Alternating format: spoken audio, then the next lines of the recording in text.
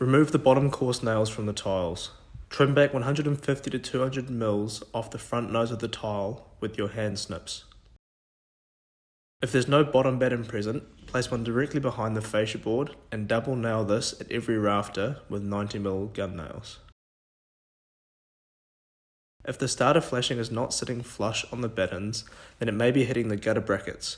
Simply mark where these brackets are on the starter and cut the notches with your hand snips.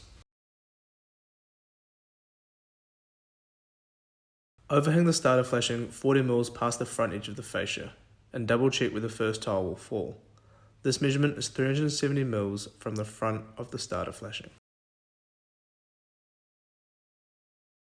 Butt join the starters together and fasten them at 250 to 350mm centres.